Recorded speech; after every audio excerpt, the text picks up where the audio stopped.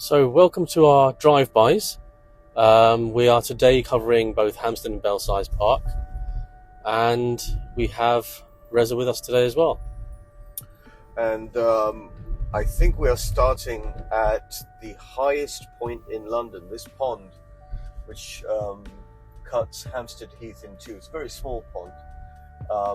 My understanding is that this is traditionally the place where the River Fleet starts. And the River Fleet flows all the way down through London, down this hill. Hampstead Hill is a substantial hill that kind of graduates all the way down to the West End. And River Fleet starts here, and it flows sometimes above ground in bits and pieces, like a little bit of a brook through Hampstead Heath, and used to terminate in the River Thames. And places such as Fleet Street are named after that river, because they're built somewhere along the site where that river originally existed. So that's, for me, very interesting part of Hampstead, that it's such embedded in old London history. And it was a very affluent town affluent village, because it was on a hill. Only very rich people lived up here. And we started at the highest point in London. Now we're going to be driving down East Heath Road, which basically takes us down the hill. On the left, you've got Hampstead Heath behind these beautiful old-style houses. You'll often see, we're here on a Saturday, you often see dog walkers, joggers. People go out jogging, and they should sit at home and watch TV. It's my opinion. And you've got Hampstead Village on the right-hand side, which we are going to do a turnaround at the bottom of this hill and come back towards. Beautiful, quaint village. I think your 3D camera might be picking up some of these cottages and sort of Victorian houses. It's almost like a Sherlock Holmes movie. If you remove all the cars and tech from here, you could film a really good episode with Jeremy Brett wandering around as Sherlock Holmes. And how many famous people live around here? Oh, no end of famous people. Actually, very, very good queue. We are just driving past, if the 3D camera picks it up, the 360 camera, but that was Boy George's house.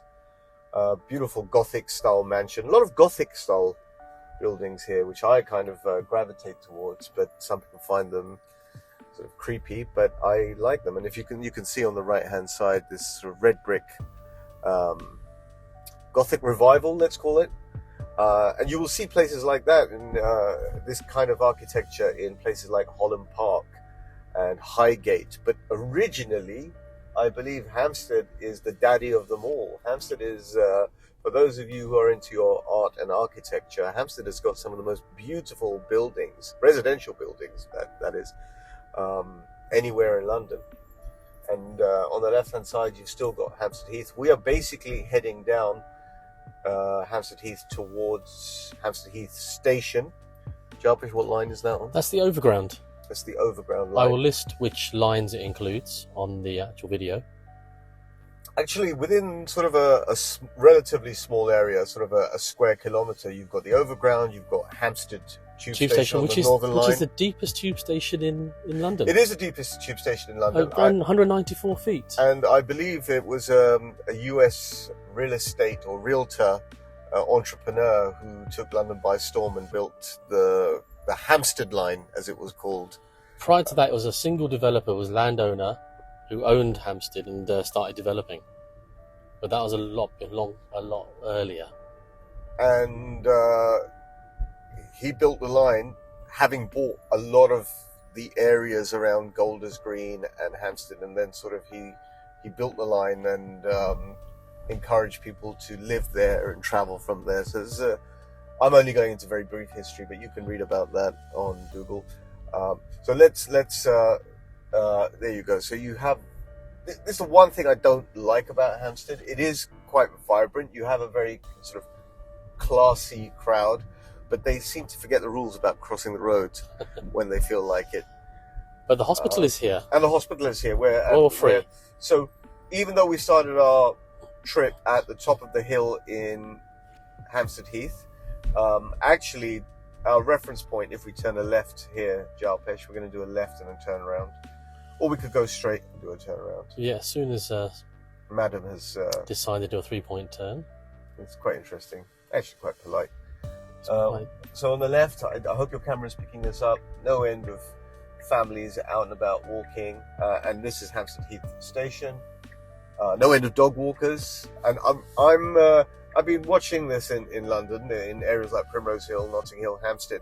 Wherever you see a lot of people walking dogs in the morning, and well-groomed dogs, we're gonna actually do a U-turn. Wherever you see that, you know that it's an affluent area because you have people who are paying quite a lot of money to have their dogs groomed. Ricky Gervais. Who else was here? Well, Ricky Gervais is not really a dog. No, but he loves his cats. Interesting enough, if you have a look at the architecture around here, at the back of Hampstead Heath, it's beautiful. It's very, very quiet, suburban. If you can turn the car around, this is what traditional suburban London used to look like 30, 40 years ago. And one of the things I like a lot about Hampstead and its surrounding areas is it's kind of stuck in time. Yes, you see newer cars and there's a little bit of technology upgrade, but these still very quiet, docile areas and sort of traditional buildings on either side. Again, this kind of buildings you would see, these kind of residences you would see in perhaps Muswell Hill. The sort of Muswell Hill again, another one of those old posh, can we say posh London areas where sort of higher net worth individuals would live. So now we're going to hook a right and go back up East Heath Road and then cut into Hampstead Village. You can see no end of little boutique shops and restaurants and cafes here.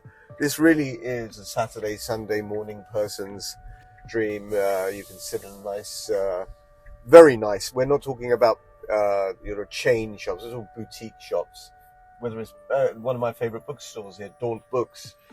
It's the kind of place you would, walk around for an hour just browsing and having a cup of coffee. It's that kind of vibe. It's that kind of atmosphere. But you're close, very close to Central. You are unbelievably close because 5-minute drive down the road, you're at Swiss Cottage, and those know Swiss Cottage is basically the centre of the universe in North London. Wherever you want to go, you can cross through Swiss Cottage. But from here to Marble Arch, without too much traffic, is a 12-minute drive. Let's hook a left here. And we're going into Hampstead now, Hampstead Village. As we give way to one of our classic black cabs. Right. Let's hook a right here, up Willow Road, again. Right. So, very, very interesting place I'm going to point out on the left-hand side for me.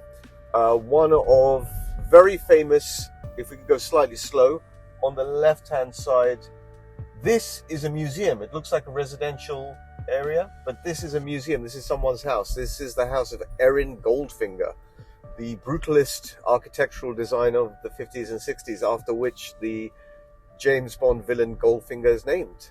And he is very famous for having designed that very ugly monstrosity, the Trellick Tower. Which we'll show you in another video. But there's a very architecturally rich area here, and you can see these beautiful little side roads that pull up. We're going into Hampstead Village. And those are the horses' drinking troughs, aren't they? Horses' drinking trough, very, very historic. You'll see a lot of historical architectural points of interest that you can find on Google, whether it's lampposts, whether it's drinking troughs, whether it's little odd bits. We're going into a very, very tight part of Hampstead here. The roads get a little bit narrow, so let's see, a beautiful little theatre here in the corner. We're going to hook a left, very, very tight here, by the way, but we'll negotiate it. One of my favourite pubs is up here, the Flask. And we are known for pubs here. So there's no end of pubs because this was a bunch of villages connected to each other. We're going to go straight up. But the reason for driving through here is you get a little bit of idea of how unlike London this feels. It feels as if you're out in the sticks in some quaint village. But you get a range of things from flats around the average price around $1 million plus, then terrace houses around the $2 million plus range, up to detached and semi-detached At around 4 million, 5 million is the average, but they go a lot higher as well. Shout out to my favourite pub up there, the Flask. Very quaint, very cosy. One of the nicest pubs in London, I would have thought. One of those. So hooker right here, Jalpesh. Antique shops as well. Lots of antique shops, but it's a mix. You will get the really designer sushi restaurant. You will get a bagel bakery, and the famous crepes. Well, we're going to drive past that, so you Preempted you there. You preempted me on that one. We're coming up to Hampstead. Well, this is not Hampstead High Street, but I kind of call it Hampstead High Street in my vernacular. Lots of, again, you can see lots of quaint little restaurants that you can pick from throughout the year. And very tight roads, Very as you can tight, hear everything no, beeping. you can actually see in the mirror, you can see in the shop front in front of you, you've got plenty of space.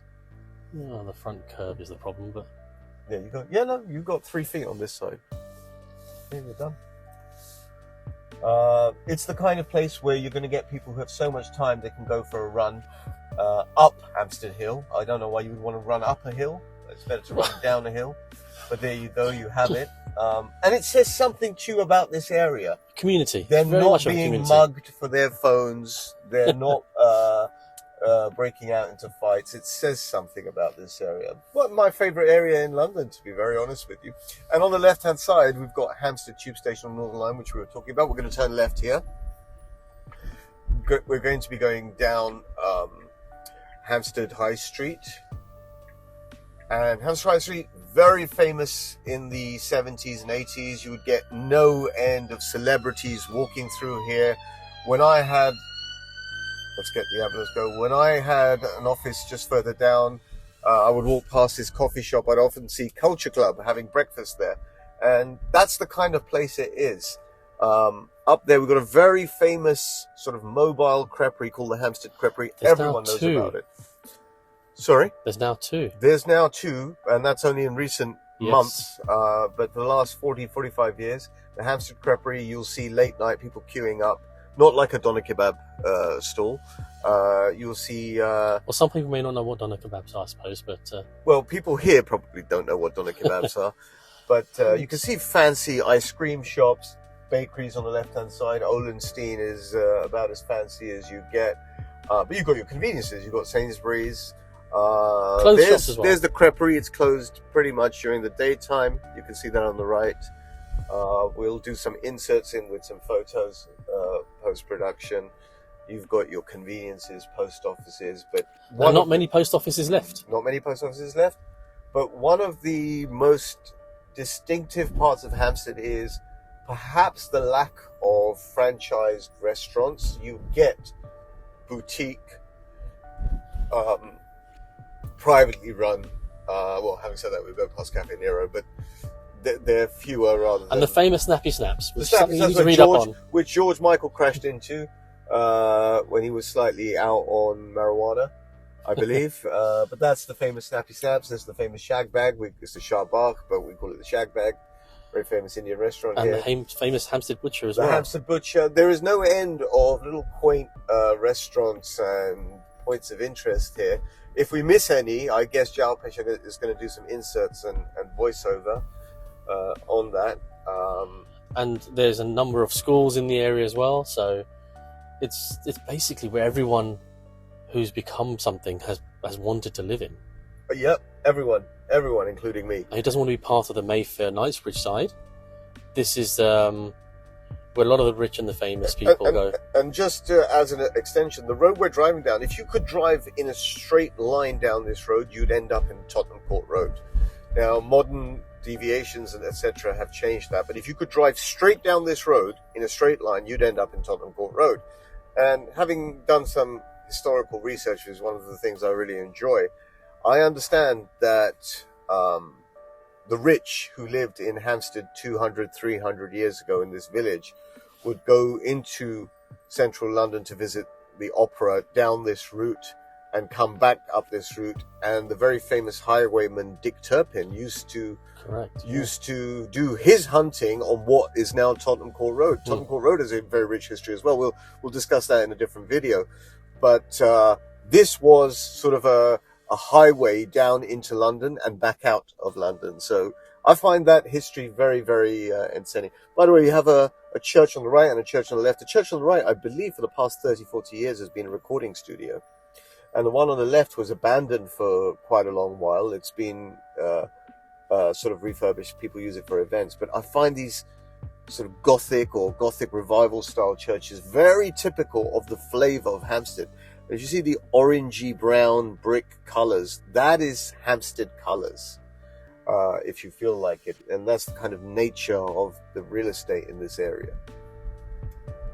Red brick, would you call it red brick?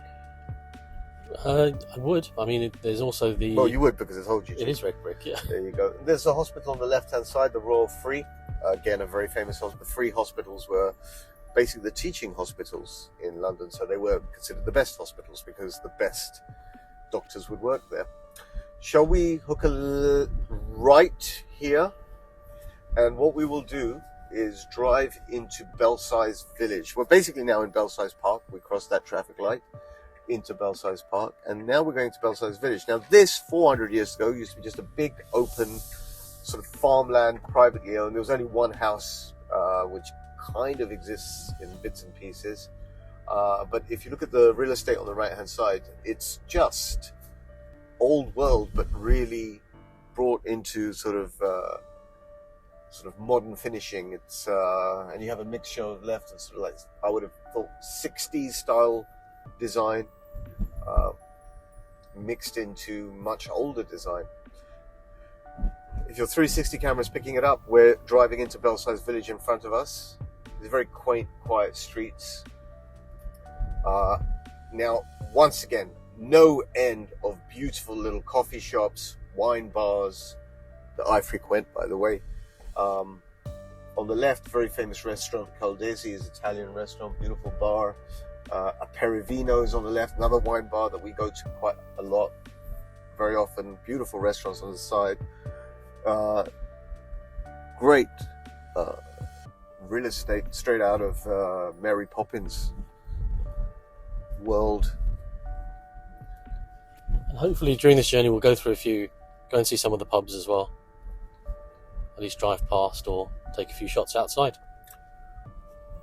We've driven past one or two pubs, but there are lots of them, and they all have their kind of individual character. The one kind, there's a few styles you won't find. You won't find many sports bars in Hampstead, and you won't find sort of the Irish pub. You'll find quaint London pubs, just very cozy, very quaint. So we've just basically traversed the whole of Belsize Park. Very controversial building on the right-hand side, the Tavistock Centre, that's been in the news in the last 15 years for controversial mental health practices.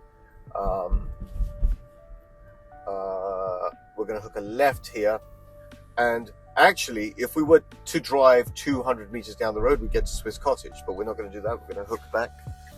So if we go It's going to be another video for another day. So left. There's a beautiful little architectural detail on the right. That's a florist shop. We are going to hook a left up there.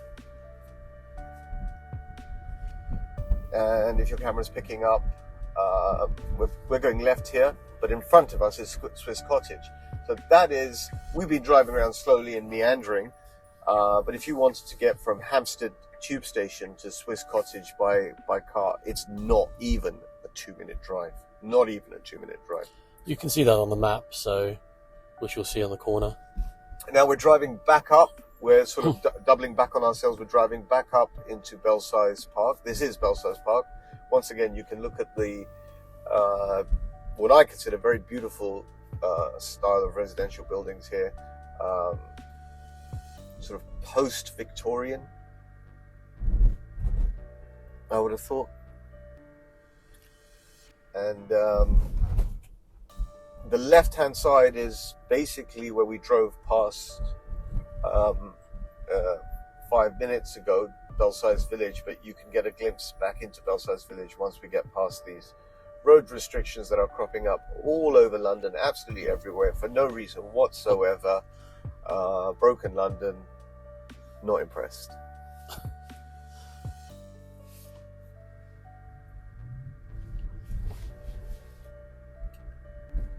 And if you use your 360 camera to glance towards the left-hand side, you will see the opening of Belsize Village. And it's a quaint little village, very quiet, community-based. Yeah, it's very community. I mean, when you look at Knightsbridge and Mayfair, that's not community villages or places. These are. So we're driving back up towards Haverstock Hill. Haverstock Hill was an extension of Hampstead High Street. And Tudor Close on the right, which we'll have to do some research on. Yeah, very, very interesting area to drive, but more interesting to walk around. I've walked around here quite a lot, and you'll always find something different. There's a town hall building on the right, which is used as an art centre, but I have to say it's absolutely beautiful. These are free places in London to visit. I mean, just for a walk, hook right here, Jalpesh. And we are going to be ending this video here in Belsize Park High Street. I would have thought it's not called that, but again, the little shops to the left and right. So as you come down the hill from Hampstead, everything gets slightly cheaper. I do say slightly cheaper, and it changes flavour, but it is still very classy, very enjoyable. And on the left-hand side, you have Belsize Park Tube Station, again on the Northern Line, one station away from Hampstead, which is where I think we end this video. Yeah, hopefully you enjoyed this video, and we'll come up with the next one very soon. If you've got any questions or want to know more about the area, just drop some comments and happy to answer them. And if we've made any mistakes anywhere, point them out. We're always learning. You are, yes. You are too, but let's not go into that now. I was born ready. Well, until next time.